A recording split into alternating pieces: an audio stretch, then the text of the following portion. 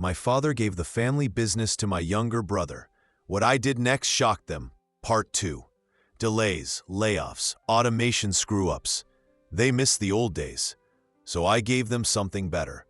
I liquidated my shares, called in favors, leased a small facility on the outskirts of town, and hired 10 people, half of them from my old crew. I called it Black Anvil Works. No family name, just iron and fire and silence. I didn't advertise, didn't announce. I let the work speak. One contract at a time, weren't spread. And every time we won a client that used to be Joel's, I printed the order form and pinned it to a corkboard. 2 years in, Black Anvil was profitable, scalable, lean. Joel, meanwhile, had burned through investors, alienated the unions, and turned the factory into a showroom with no soul. I watched from a distance as the shine wore off. Then came the final blow. One of Caro's biggest international clients, an old German rail conglomerate, put out a quiet bid for a massive refurbishment project.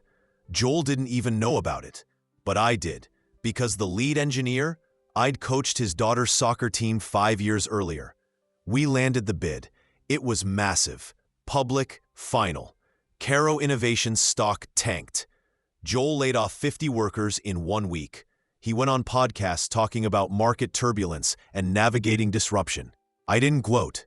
I didn't even speak his name, but I did buy the original Caro & Sons factory when it went into foreclosure. Joel showed up unannounced. I was in the yard, watching the old forge get restored brick by brick. He looked tired, smaller somehow. "You planning to start it back up?" he asked. I nodded, thinking about it. "You know Dad's name is still on that wall."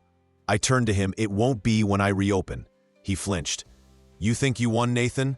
"No," I said. "I built something. You just burned something down." He stared at the ground for a long time. Then he walked away. He never came back. It took a year to bring the old plant back to life. We didn't call it Caro & Sons. That name was tainted, dead. We called it Forge 9, after the 9th furnace my father ever built, the one that never broke down. I didn't erase my family's legacy. I surpassed it. Now when people talk about steel in this town, they don't talk about the Caros. They talk about me, Nathan Forge.